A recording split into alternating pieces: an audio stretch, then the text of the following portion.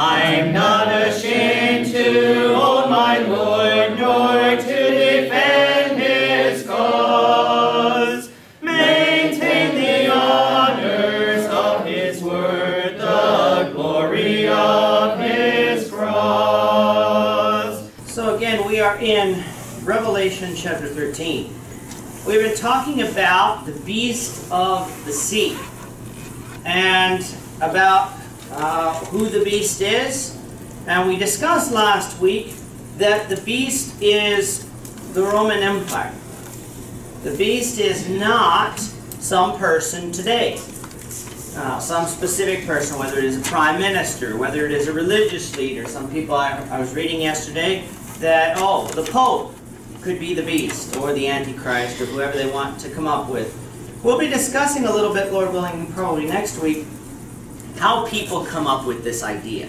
You say, well, how can they possibly come up with the outlandish idea in every generation? Because the events in Revelation don't happen in their lifetime. There's a new beast. Oh, we must have got it wrong. Well, we must have not interpreted it correctly. Well, yeah, you didn't interpret it correctly. Yeah, you got it wrong because these events have already occurred. It's not that persecution doesn't happen to the church today. It does. But it's not the stuff that's written in the book of Revelation. It's other things. The devil is still out there. The devil's still trying to convince Christians not to follow God. The devil still persecutes the church. But the book of Revelation was written to 7 churches, not to us, and it did not signify the end times, no matter what people want to think. And that's where we're going to be starting to get into that section of Revelation where people do come up with some outlandish ideas about what the resurrection of Jesus, second coming of Jesus, has to do with some tribulation, and it's again taking figurative language and making it literal when it's not supposed to be that way. We're down to we're going to read verses 3 to 8 again. We're actually down to verse 5 in our study, but we're going to read that context again so we remember where we started. And we'll start with Jeff. We'll read one slide each, sorry. Revelation 13, 3 through 8. One of his heads seemed to have a mortal wound, but its mortal wound was healed. And the whole earth marveled as they followed the beast. And they worshipped the dragon, for he had given his authority to the beast. And they worshipped the beast, saying, who is like the beast, and who can fight against it? And the beast was given a mouth, uttering haughty and blasphemous words, and it was allowed to exercise authority over 42 months. Next, you can read that one too. And it opened its mouth to utter blasphemies against God, blaspheming his name and his dwelling, that is, those who dwell in the heaven. Also, it was allowed to make war on the saints and to conquer them. And authority was given over every tribe and people, and language and nation, and whosoever on earth will worship him. Everyone whose name has not been written before the foundation of the world, the book of life, on the Lamb that was slain. All right, so again, in your questions, I have 2 questions out of order. And it just matters, I have a question book I'm using to come up with the questions, but I'm not writing the material based on the question book. I'm writing the material with some other sources. But the questions were a little out of order, and I hadn't noticed that. So question 4 is actually supposed to be question 3. And then question 3 is supposed to be question 4. So question 4 was, who worshipped the beast of the sea? Who worshipped the beast of the sea? Bill? Well, I was thinking, I guess, if the beast is the emperor, is it all the people? Yeah. The subjects, I guess? Well, the whole earth marveled as they followed the beast. Yeah, there's the people. Bill's right. The people. Well, did Christians follow the beast? No. Verse 8. Verse 8, you're right. Like I started going down to verse 8. says, all who dwell on the earth will worship it, everyone whose name has not been written before the foundation of the world in the book of life of the Lamb that was slain. Those whose names are written in the Lamb's book of life, which we will discuss later. This is our first introduction really to it, but we'll discuss what that is a little later. We would call those Christians, those who are followers of Christ. They didn't worship the beast. All of the world worshiped the beast. And so that's really, we see this all the time in the Bible. Jesus refers to his flock, and then he refers to those who are in the world. We are in the world in the sense that we are present on this earth. We are part of the population of this world. But we are not in the world, or at least we're not to be, in the sense that we belong to Christ. We don't belong to this world. As we don't act the way this world does. We aren't to act the way this world does. And so when we say all the world, that's not talking about Christians. It's talking about those who are not written in the Lamb's book of life.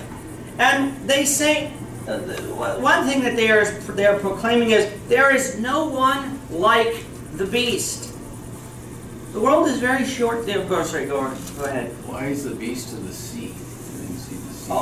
The beast of the sea? Oh, you're talking, that's in verse 1. Verse 1 of this, and I saw a beast rising out of the sea with 10 horns and 7 heads. Yeah, it was 2 weeks ago. Got to really think back. It's a little early in the morning, I know, to think back 2 weeks.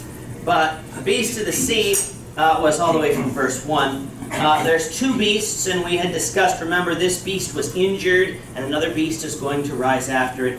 And but like as far as one of its heads was injured, but it returned, and everyone marveled at it. And there are 2 beasts, but the beast still represents Rome.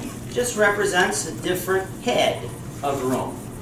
And just as we have many different heads of our government at different points of time. Queen Elizabeth is the head of our state. Justin Trudeau is the head of our government. We were expecting, until this maybe last week, that we'd get a new head of government in Ontario. The other party seemed to really be trying hard not to have that happen, but we get new heads of government at different points in time. And so we have a beast here. Because it's from the sea, that means it's from without. As far as we have, that's really what it's sort of representing. That's how, when we go to Daniel, we determined that, okay, that represented Rome, the beast represented Rome in Daniel, and since the Old Testament, the figures often correspond to the New Testament figures of the same thing. We have that's where the correlation comes. Same types of language is used, and in Daniel it represented Rome. So here, when Rome actually existed, Rome didn't exist when Daniel prophesied about the beast in Daniel chapter 7. Rome did exist here, and this is the 4th kingdom, and so that's why the beast is Rome. But getting back to our reading today, they say that there's no one else like the beast. No one. The world is very short-sighted. It often thinks that wicked nations will never fall and evil rulers will never die. The beast here is an evil ruler, an evil character. And we take a look at Canada. We take a look at the United States. How long has Canada been a country? About. I know math is 50 years. About 150 years. Last year was the 150th celebration of Confederation. How long have we'll call ourselves Europeans because we're not First Nations. How long has Europeans lived in Canada, or what we'd call Canada? About 400 or 500 years. And when you take a look at the history of mankind, that's not that long, all things considered. That's not that long. And as we sit today, do we expect Canada to be around when we get old? Well, most of us do. Most of us don't see Canada not existing. We take a look and say, well, Canada's a pretty stable country. Our economy is pretty stable. Our governments, even though we may not like them at times, they're pretty stable. We're allowed to vote our parties in and out. But we recognize society as a whole is decaying. And so I guess as far as we're accepting of things, society's accepting of things that they used not to accept. And that is the way nations go. But we expect, okay, things are going to go as they are. No nation really threatening to invade Canada. Not even the United States does that anymore. The United States used to threaten, oh, we'll just invade Canada. They did that a few times in the 1800s while it was still Britain. They are our friends now, or at least they profess to be. But we're not expecting invasion. The United States, not expecting invasion. The United States this is our test. It's fine. It's our test for class, but we will let that go. But we don't expect, the United States expects to exist. The United States is expected, or has been around since 1776. So almost a full 90 years, over 90 years more than Canada has existed as a country. And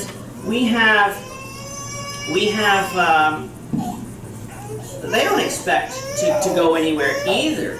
They don't expect to go anywhere either. And as a country, we just expect time to go on the same way it always has. We expect time to go on the same way it always has. And that's what people are doing here. They look at the beast and say, who's like the beast? And they basically give up. There's no one like the beast. And these evil rulers never die. And they will never go away. So if you can't beat them, join them. That's basically the interpretation. Or sorry, the interpretation of the world. That is a lot like, though, in the book of Daniel, how many of the different kings thought of themselves. Did Nebuchadnezzar think his kingdom was ever going to not exist? No, he didn't. Yet in Daniel chapter 2, verses 36 to 45, we get this picture of 4 kingdoms, 4 mighty kingdoms, and how God raised them up. Let's start with Henry. We'll do one slide each. We'll go Henry, Shaitan, and then across to Sandra. Daniel 2, 36 through 45. This was a dream. Now the king is interpretation. You, O king, the king of kings, the holy God of heaven has given the kingdom, power and might, and the glory. And into those had been wherever they drove, the children of man, the beasts of the field, and the birds of the heavens, making you rule over them all. You are the head of God. Another kingdom inferior to you shall arise after you, and yet third kingdom of bronze, which shall rule over all the earth. There should be a 4th kingdom, strong as iron, because iron breaks to pieces and shatters all things. And like iron that crushes, it shall break and crush all these.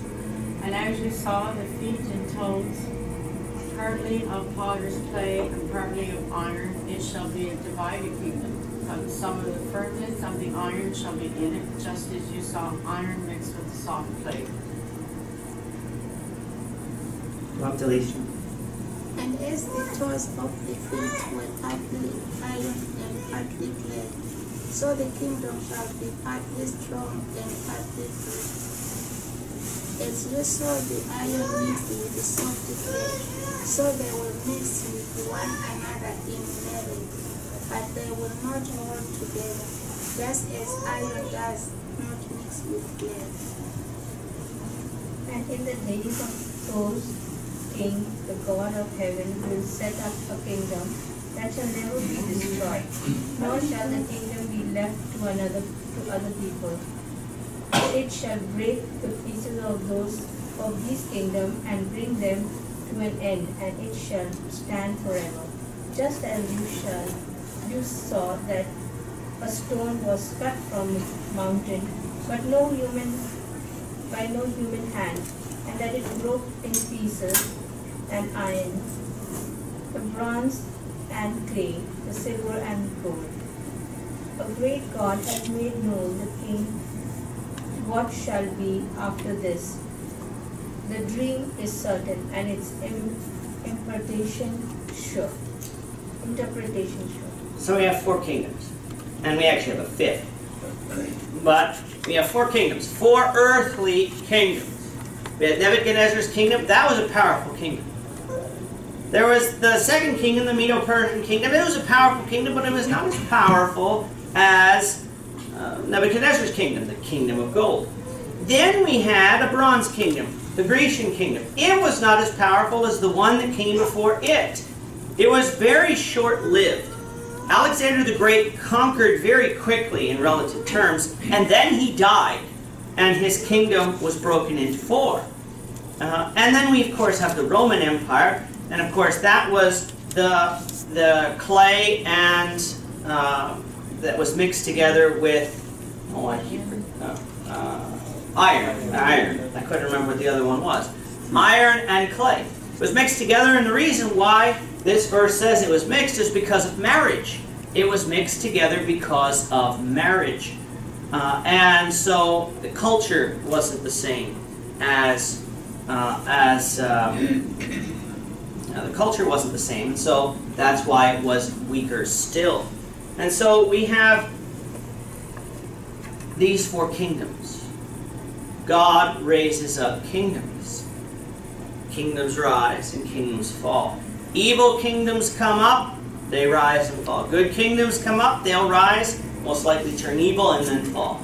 Kingdoms come and kingdoms go. If we were to come back in 1,000 years, would we still find Canada, the United States, and all the countries? Perhaps, but perhaps not. Perhaps we would find different countries. Perhaps we would find that Western Canada finally got fed up with Ontario and Quebec and formed their own country. Or Quebec decided it was going to separate from Canada and formed its own country. Perhaps the same things happen in the United States. We get Middle America getting upset with the coast and they form their own. We don't know. We don't know. We expect things to go on the same way as they always have, but things change.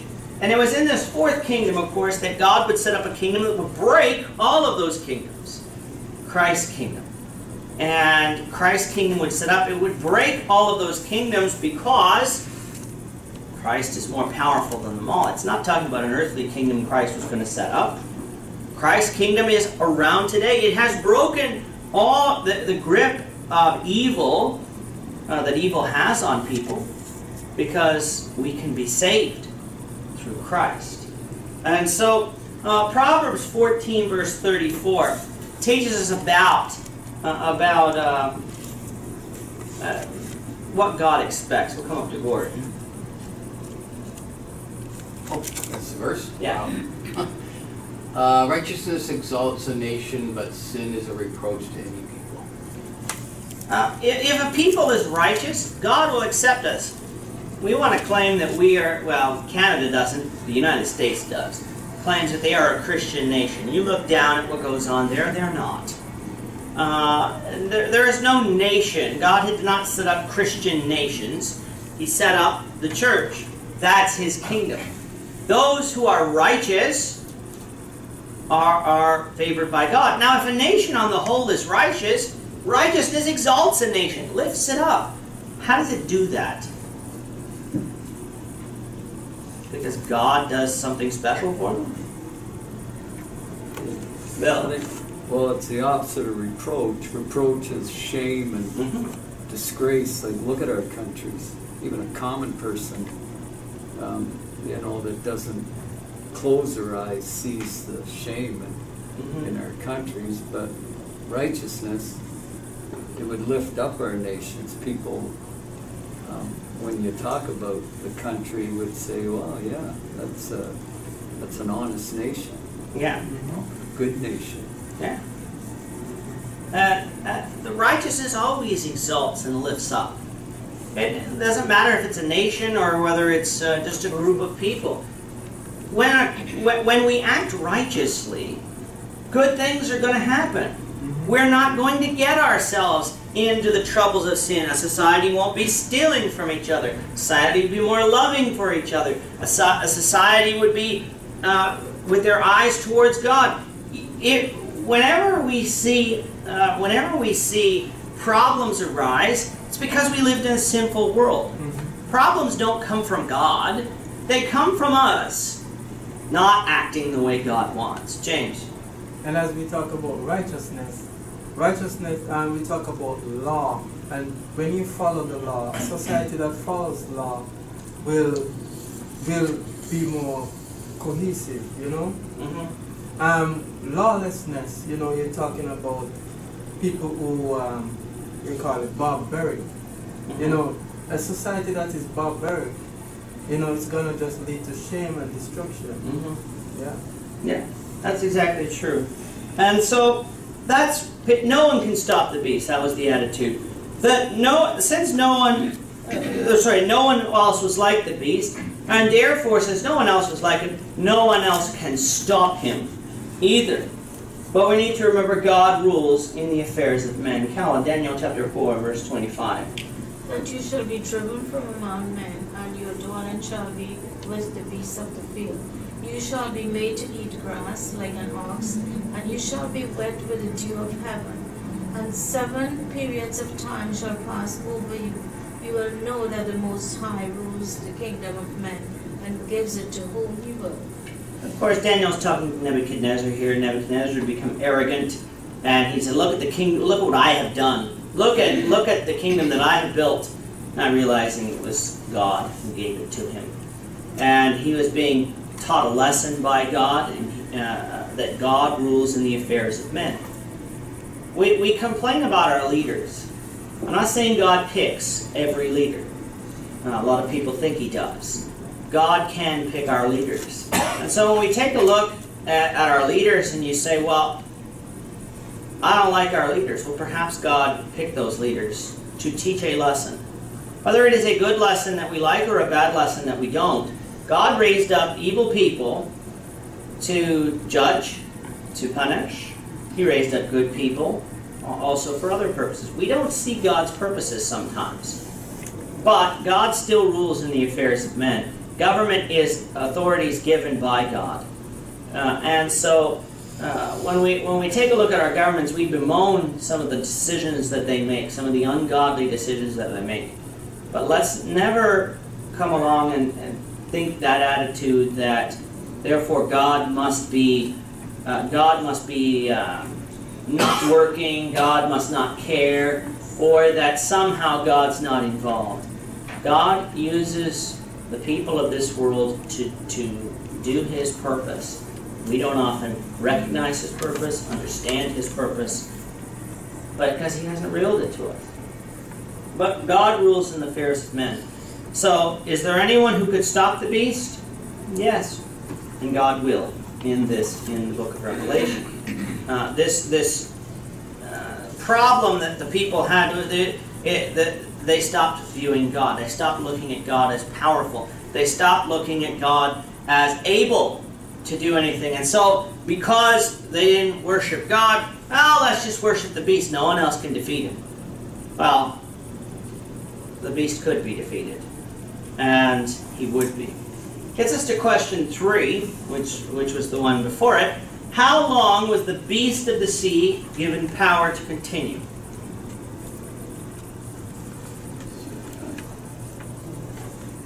Not long. Not long. It says 42. 42 months. 42 is our magic number again, 3.5.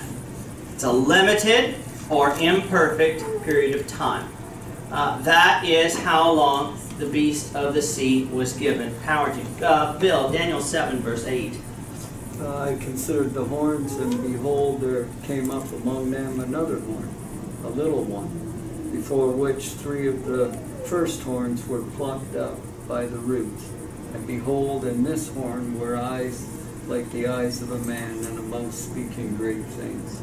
All right, so the beast that we read about being blasphemous and having great power, very similar to the beast in Daniel chapter 7. Had great power. He was doing, he had the eyes of the man, mouth speaking great things, but of course, great things is in the perspective of people, not in the perspective of God. But he only had power for 42 months. He was not going to be this forever beast that would last forever. He spoke against God, whether he said God doesn't exist or couldn't do anything to stop him. It was exactly like Nebuchadnezzar said in Daniel chapter 3, verses 14 and 15. We're back up to Jeff.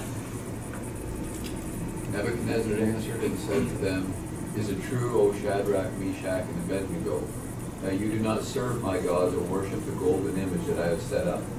Now if you are ready when you hear the sound of the horn, pipe, lyre, trigon, harp, bagpipe, and every kind of music, to fall down and worship the image that I have made, well and good.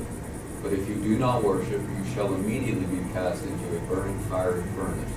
And who is the God who will deliver you out of my hands?" Nebuchadnezzar, same type of thing. You're going to do what I want, and there is nobody who can stop me. Who is the God who's going to deliver? Who was that God? The God of heaven. And we know he did. We know that the God of heaven delivered Shadrach, Meshach, and Abednego. He proved to Nebuchadnezzar that he could be, that he was present and he could stop Nebuchadnezzar. So this beast spoke blasphemies against God. He spoke against his name, Christ, and his authority. He refused to accept that there is the one true God. That's what the beast was being worshipped as God. And he refused to accept that God of this universe is the only true God. Glory, John 14, verse 6. Jesus said to him, "I am the way, the truth, and the light. No one comes to the Father except through me."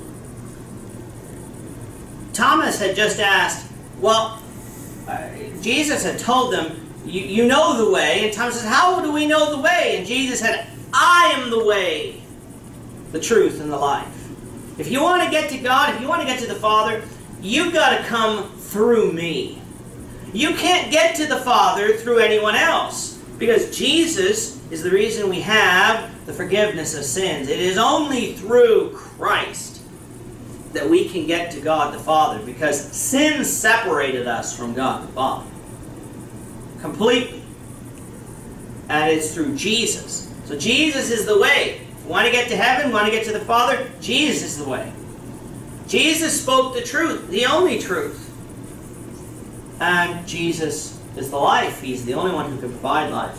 No one can get to the Father except through him. But this beast refused to accept that there was one true God, refused to accept Jesus, and that we see the Roman attitude towards Christ and religion. It's best shown to us in Acts chapter 26.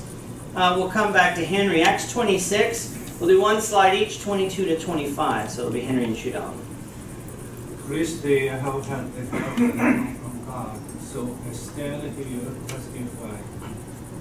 testify both to small and great, say nothing of what the prophet and Moses said will come to pass. That the Christ must suffer death, that being the first to rise from the dead, he would proclaim light both to our people and to the Gentiles. And as he was saying these things in his defense, Festus said with a loud voice, "All you are out of your mind.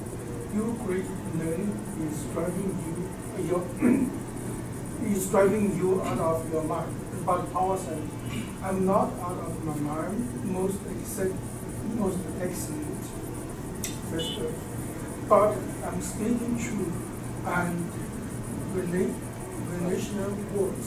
Rational words, yeah. What was the Roman attitude towards hearing about Jesus? You're out of your mind. You're crazy. In the King James, it says you're mad. That's the Roman attitude towards hearing about Jesus. It's foolishness, 1 Corinthians would call it. It's absolute foolishness teaching about the cross of Christ. This was the Roman attitude towards religion in Christ. What we're going to find is the beast is going to demand everyone bow down and worship him. We'll see that later on in this chapter. So the beast spoke against God, spoke against his name. He also spoke against God's tabernacle. What is that? What is the tabernacle of God? In church. The church. The tabernacle was the place of worship, or the congregation of worship. In the Old Testament, it is the congregation of worship, not a building, but the people. And he spoke against the church. Rome regarded Christians as lawbreakers because they would not follow and bow down to the worship of the emperors. And therefore, that's why we get Peter's strong commands. I'm going to read 1 Peter 2, verses 11 through 20. Beloved, I urge you as sojourners and exiles to abstain from the passions of the flesh which wage war against your souls. Keep your conduct among the Gentiles honorable, so when they speak against you as evildoers, they may see your good deeds and glorify God on the day of visitation. Be subject for the Lord's sake to every human institution, whether it be to the emperor as supreme, or to governors as sent by him to punish those who do evil and to praise those who do good. For this is the will of God, that by doing good you should put to silence the ignorance of the foolish people. Live as people who are free, not using your freedom as a cover-up for evil, but living as servants of God. Honor everyone, love the brotherhood, fear God, honor the emperor. Servants, be subject to your masters with all respect, not only to the good and gentle, but also to the unjust. For this is a gracious thing when mindful of God, one endures sorrows while suffering unjustly. For what credit is it when you sin and are beaten for it, you endure? But if when you do good and suffer for it, you endure, this is a gracious thing in the sight of God. Peter is telling them they need to honor the king, suffer unjustly. At least when you suffer unjustly, you will have a future reward. God will provide you a future reward. When you suffer for things you have done, that brings if you endure through that, well, you should have endured through that. That's what you deserved. But God tells us that we need to we need to honor even those who persecute us. The emperor is not going to need excuses to persecute Christians. Let's not give him any. Our government doesn't need an excuse to persecute us. Let's not give them one by rebelling against them. Bill? I was just thinking, we don't think in terms of kingdoms anymore, but I think it's good for us to think of that. Because, like, I was still thinking about who is like the beast, who's able to make war with them. Yeah. Some of these nations around us, that bell's 2 minutes early, by the way. So go ahead, continue. But like, if you watch the news, some of these nations have square miles of armies. And if you're not careful, you become worried about that. But, we've got to remind ourselves that we're already in a kingdom. Yeah. And it can't be taken away. But having said that, that kingdom isn't of this world. So if we're taken out of this world, we got to be careful we don't become fearful of not wanting to be taken out of this world. Yes. It is.